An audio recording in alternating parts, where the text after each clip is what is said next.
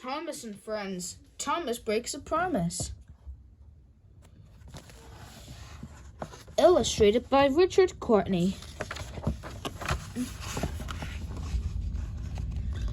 The seasons were changing in the island of Sodor. The leaves had begun to change color and the air was growing crisp. Thomas the tank engine was feeling restless. "Summer's almost over, and I haven't had any real fun," he complained. "You're a fussy little engine," replied Gordon. "We're not here to have fun. We're here to work." Well, that didn't make Thomas feel any better. "I'd rather be fussy and fun than bossy and boring," he retorted. The next morning, Sir Topham had called his engines together. "We're opening a new branch line tomorrow," he told them. "I need one of you to go check the signals on the new line to see if they're all working properly. Who will volunteer?" "I will," Thomas piped up. "I promise to check very carefully." Checking signals wasn't much fun, but it was better than being bossed around in the train yard. "Off you go then," said Sir Topham, "and be sure to check every single signal, Thomas. Safety is our first concern." Something about shiny new trucks always put Thomas in a good mood. He whistled merrily as he rolled along the new branch line. Checking signals is really useful, he thought. Safety is our first concern. Each time he saw a signal, Thomas made sure that the arm was in the right position. He also checked that if the signal lamp was working so that it could be seen at night. If the signal arm was down and that the lamp was red, that meant danger on the trucks ahead. There were hidden junctions, hanging rocks, dangerous curves, and steep hills. Thomas had almost reached the end of the new branch line when he saw a sign for a carnival. There was nothing Thomas loved more than a carnival.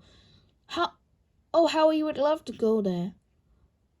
"If I hurry to the carnival now, I can check the rest of the signals later," he told himself. And with that, Thomas turned off and headed into the countryside. The carnival was splendid. There were games and rides and cotton candy, and there were lots of children. "Look, it's Thomas," they cried, and they ran to greet their favorite blue engine. When Thomas got back to the train yard, Sir Topham was waiting. "You've been gone a long time, Thomas," he said. "You must have done a very thorough job of checking the signals on the new branch line." "Yes, sir," peeped Thomas. But suddenly he realized that he'd forgotten to go back and finish the job. He had broken his promise, but how could he tell that to Sir Topham? "Good," Sir Topham beamed. "Then everything's ready to go for tomorrow's grand opening." Thomas gulped. What if there was trouble? What if one of the unchecked signals didn't work? "I know. I'll get up very early tomorrow and go out to check the rest of the signals before the grand opening."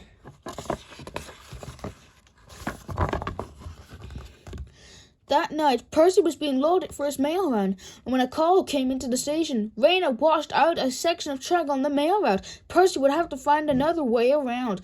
"Don't worry, Percy," Sir Topham had smiled. "You could take the new branch line."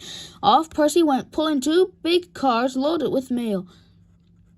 The rain fell heavily. Each time Percy saw a red signal lamp, he slowed carefully until he passed a dangerous spot. Then suddenly in the dark, Percy passed another signal. The lamp was not lit, so he didn't see it until too late. The arm was down. For danger! Percy slammed on his brakes, but the rain made the track slippery, and there it was ahead, a very dangerous curve.